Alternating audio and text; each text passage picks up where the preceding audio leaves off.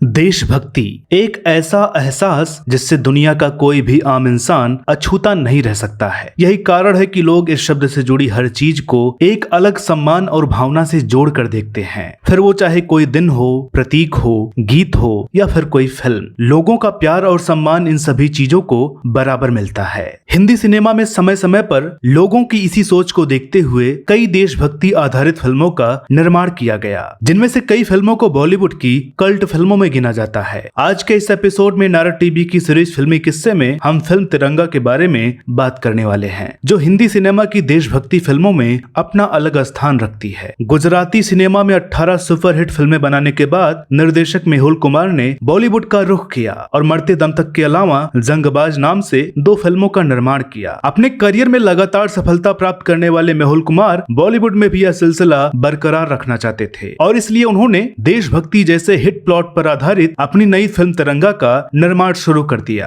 भारी भरकम star cast और सब्जेक्ट के लिए मशहूर मेहुल कुमार ने इस फिल्म में अपने फेवरेट अभिनेता राजकुमार साहब को कास्ट किया, जिनके साथ वो पहले भी काम कर चुके थे। ब्रिगेडियर सूर्यदेव सिंह के बाद अब बारी थी फिल्म के दूसरे लीड एक्टर की, जिसके लिए कई ऑप्शन खंगालने के बाद उन्होंने नाना पाटेकर को अपने फिल्म में कास्ट करने का मन बनाया, जो उस समय प्रहार और परिंदा जैसी शानदार फिल्मों में काम कर चुके थे, जिसमें से प्रहार फिल्म में नाना का काम मेहुल को बहुत पसंद आया था। मेहुल कुमार ने नाना पाटेकर को फोन किया और अपने फिल्म के बारे में बताया, जिसे सुनकर नाना ने उनसे कहा कि वो सिर्फ आर्ट फिल्मों में काम करना चाहते हैं और इसलिए वो इस फिल्म का हिस्सा नहीं बन सकते। लेकिन मेहुल कुमार ने नाना पाटेकर को एक बार उनकी फिल्म का नरेशन सुनने के लिए मना लिया और उनके घर चले गए। नरेशन सुनने के बाद नाना को फिल्म की कहानी और अपना किरदार पसंद आया, लेकिन हाँ कहने से पहले उन्होंने मेहुल के सामने 2 शर्त रखी, जिसके अनुसार फिल्म में उनके खाते के 14 दृश्यों में से एक पर भी कैंची नहीं चलनी चाहिए और दूसरी ये कि फिल्म में राजकुमार साहब की किसी भी दखल अंदाजी को वो बर्दाश्त नहीं करेंगे। नाना पाटेकर ने मेहुल से कहा कि अगर राजकुमार साहब ने उनके काम में अड़चन डाली तो वो उसी समय फिल्म को छोड़कर चले जाएंगे। मेहुल कुमार ने नाना को आश्वस्त किया और कहा कि उनको एडिटिंग और राजकुमार साहब के चलते कोई भी परेशानी नहीं होगी। इसके बाद मेहुल ने राज साहब को फोन कर पूरी बात बताई, जिसे सुनकर राज साहब ने उन्हें भरोसा दिलाया कि उनकी वजह से मेहुल कुमार की फिल्म में कोई अड़चन नहीं आएगी। नाना पाटेकर और राजकुमार साहब को एक फिल्म में कास्ट करने की बात जब सिनेमाई लोगों के बीच फैलने लगी तो बहुत से लोगों ने मेहुल कुमार के लिए कहा था कि उन्होंने अपने पैर पर कुल्हाड़ी मारने का काम किया है, क्योंकि नाना पाटेकर और राजकुमार अलग अलग शख्सियतें हैं जिन्हें साथ लेकर कोई भी फिल्म पूरी नहीं हो सकती है। तिरंगा फिल्म में राजकुमार साहब और नाना पाटेकर के अलावा दीपक शिर्के ने भी काम किया था, जो विलन प्रहलाद गुंडा स्वामी के किरदार में हमें नजर आए थे। एक टिपिकल बॉलीवुड फिल्मों वाली सभी खासियतों को समेट रखने वाले इस किरदार को लोग आज भी पसंद करते हैं। एक हष्ट पुष्ट शरीर, भयानक शक्ल और दमदार आवाज वाले इस विलेन की गिनती हिंदी सिनेमा के मशहूर खलनायकों में होती है। तिरंगा फिल्म की अन्य भूमिकाओं में सुरेश ओबराय, वर्षा उसगावंकर, फिरोज खान, आलोक नाथ, सत्येन कप्पू, डब्बू मलिक, बॉब क्रिस्टो और हरीश कुमार भी नजर आए थे। साथ ही इस फिल्म में म्युनिसिपल कमिश्नर एम.के. तिवारी की भूमिका में निर्देशक मेहुल कुमार ने भी काम किया था। बात करें इस फिल्म की लीड एक्ट्रेस की तो फरहीन की जगह इस फिल्म में ममता कुलकर्णी को कास्ट किया गया था। शूटिंग के पहले दिन जब मेहुल कुमार पहले शॉट की तैयारी कर रहे थे, तभी उन्होंने देखा कि लोगों के एक समूह ने किसी गाड़ी को घेर रखा है। थोड़ी देर बाद भीड़ में से उन्होंने देखा कि राजकुमार साहब एक टैक्सी में से निकलकर आ रहे हैं। पास आने पर जब मेहुल कुमार ने उनसे टैक्सी में आने का कारण पूछा तो उन्होंने बताया कि उनकी गाड़ी खराब हो गई थी और वो नहीं चाहते थे कि उनके देर से आने के कारण उनके दोस्त को पहले ही दिन लोगों की बातें सुननी पड़े, इसलिए वो टैक्सी में आ गए। शूटिंग के दौरान नाना पाटेकर और राजकुमार साहब अपने काम को पूरा करने के बाद अलग अलग बैठ जाते थे और उनमें किसी भी प्रकार की अतिरिक्त बातचीत नहीं होती थी। लेकिन फिल्म के आखिरी दिनों में राजकुमार साहब के मनमौजी स्वभाव ने नाना पाटेकर के मन में राजकुमार साहब को लेकर हर तरह की भ्रांतियों को दूर कर दिया था। राजकुमार साहब नाना पाटेकर के लिए टिफिन लेकर आते थे और दोनों अभिनेता साथ में बैठकर खाना खाते थे। इस तरह हिंदी सिनेमा के ये 2 मकबूल व्यक्तित्व एक दूसरे के दोस्त बन गए। बात करें फिल्म के शानदार म्यूजिक की तो संतोष आनंद के शब्दों को लक्ष्मीकांत प्यारेलाल की जोड़ी ने संगीतबद्ध किया था। मोहम्मद अजीज, सुदेश भोसले, कविता कृष्णमूर्ति और साधना सरगम जैसे दिग्गज गायकों ने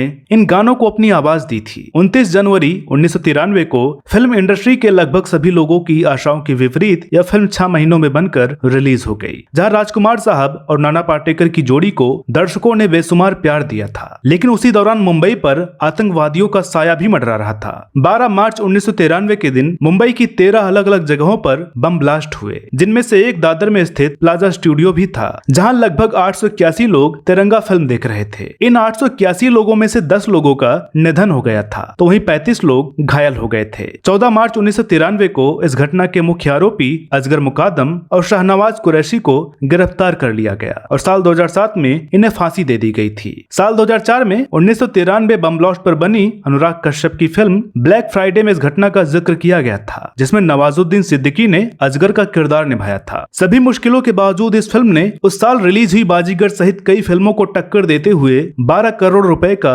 बिजनेस किया था और सुपरहिट साबित हुई थी। फिल्म तिरंगा में एक सीन है जिसमें गुंडा स्वामी सुरेश ओबराय के किरदार को मार देता है। यह सीन देखने में बहुत ही अजीब लगता है, क्योंकि इसमें फिल्म के विलेन गुंडा स्वामी को घोड़े पर हेलमेट पहने दिखाया गया है। दीपक शिर्के से जब इसका कारण पूछा गया तो उन्होंने बताया कि उस सीन में उनकी जगह उनके बॉडी डबल को घोड़े पर बैठाया गया था, क्योंकि वो घोड़े पर बैठने को लेकर झिझक रहे थे और बॉडी डबल के चेहरे को ढकने के लिए उसे हेलमेट पहनाया गया था। तिरंगा में गुंडा स्वामी को कई जगह गेंडा स्वामी कहकर भी पुकारा जाता है, जिसका कारण बताया जाता है कि राजकुमार साहब ने दीपक शिर्के की आवाज और शक्ल को देखकर मजाक मजाक में उन्हें यह नाम दे दिया था। इस फिल्म के एक गीत पीले पीले ओ मोरे राजा की शूटिंग के दौरान नाना पाटेकर बहुत बेचैन थे, क्योंकि इस गाने में उन्हें नशे की हालत में डांस करना था, जो उनके लिए बहुत मुश्किल था। लेकिन आज इस गाने को देखकर शायद कोई यह मानने को तैयार नहीं होगा कि नाना पाटेकर ने इस गाने को बिना शराब पिए शूट किया था। बहुत से लोगों की तरह आपको भी यह गाना सुनकर महसूस होगा कि इस गाने का अपना पोर्शन राजकुमार साहब ने खुद गाया है, लेकिन ऐसा नहीं है। यह जादू है सुदेश भोसले की आवाज का, जिन्हें अमिताभ बच्चन की आवाज के रूप में जाना जाता है। लेकिन इस फिल्म में उन्होंने राजकुमार की आवाज में गाना गाकर सबको चौंका दिया था। दोस्तों, अगर आपने यह फिल्म देखी है तो आपने यह जरूर नोटिस किया होगा कि राजकुमार साहब अपने अधिकतम दृश्यों में गले के एक हिस्से को छुपाए हुए नजर आते हैं।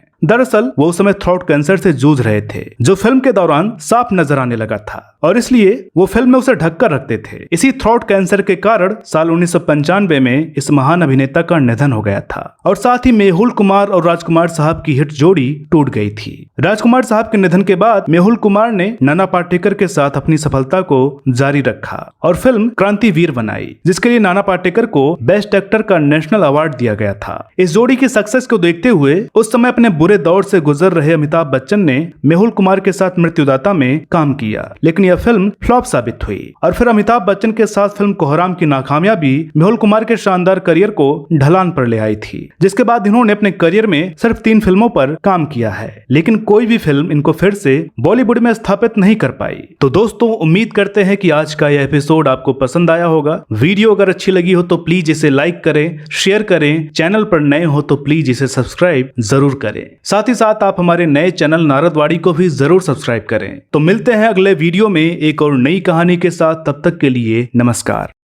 पुण्य कथा सिया राम की सुनाने, गाथा महाभारत के महासंग्राम की गाने, अनेकों पावन पौराणिक कथाओं का लेके उपहार नारद टीवी आ रहा है आपके द्वार।